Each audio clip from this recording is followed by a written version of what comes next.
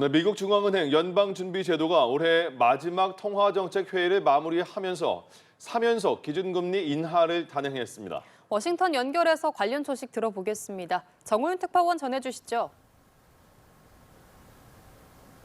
네, 워싱턴입니다. 이틀간의 정례 회의를 마친 미국 연방준비제도가 시장의 예상대로 기준금리를 0.25%포인트 내렸습니다. 기준금리는 연 3.5에서 3.75% 수준으로 낮아졌고요. 우리와의 금리차도 상단 기준으로 1.25%포인트로 좁혀졌습니다.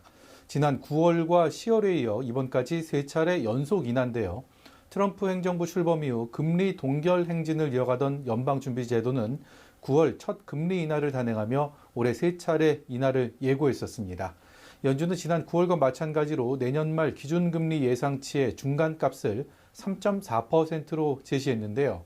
이 예측대로라면 내년에는 한 차례 0.25%포인트 인하만 예상됩니다. 사실 0.25%포인트의 금리 인하는 어느 정도 예상됐기 때문에 인하 자체보다는 앞으로 정책 방향에 보다 관심이 쏠렸었는데요.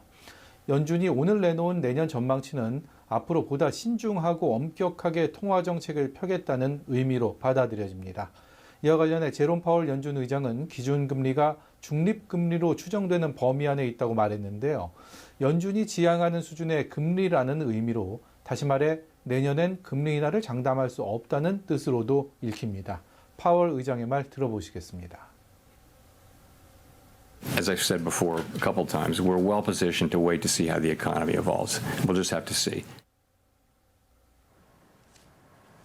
네, 통화 정책을 정하는 핵심 지표죠. 물가와 고용을 연준은 어떻게 평가했습니까?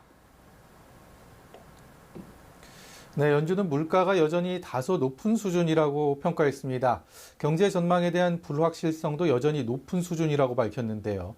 다만 물가와 고용 모두 목표치에서 크게 벗어나지 않는 수준으로 움직이고 있다고 설명했습니다. 파월 의장의 말 들어보시죠.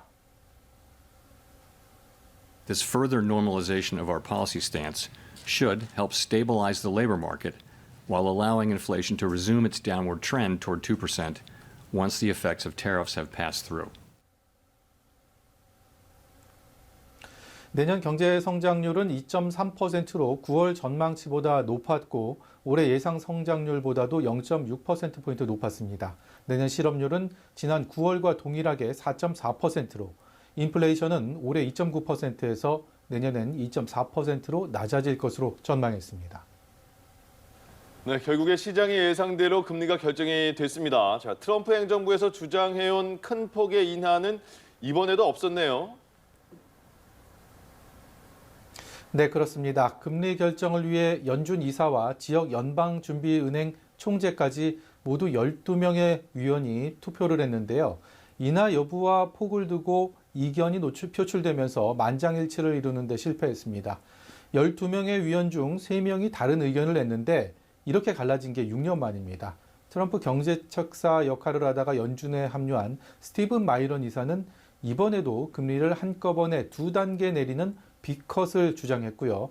반대로 다른 2명의 지역 연준은행 총재는 동결 입장을 냈습니다. 잘 알려진 대로 연방준비제도, 특히 제롬 파월 의장에 대해 트럼프 대통령은 매우 비판적인 태도를 보여왔는데요. 어제 펜실베이니아주에서 있었던 경제정책 관련 연설 중에도 파월 의장을 가리켜 멍청하고 나쁜 사람이라고 비난했습니다. 큰 폭의 금리 인하를 지속적으로 요구해 왔지만 자신의 말을 듣지 않는 파월을 원색적으로 비판한 건데요. 차기 연준 의장으로 유력하게 거론되는 케빈 해시 백악관 국제경제위원장도 며칠 전 0.25보다 더 큰 빅컷의 금리 인하가 이번에 가능할 거라고 내다봤지만 예측은 빗나갔습니다. 뉴욕 증시는 기준금리 인하의 여파로 일제히 상승 마감했습니다. 지금까지 워싱턴에서 연합뉴스TV 정호윤입니다.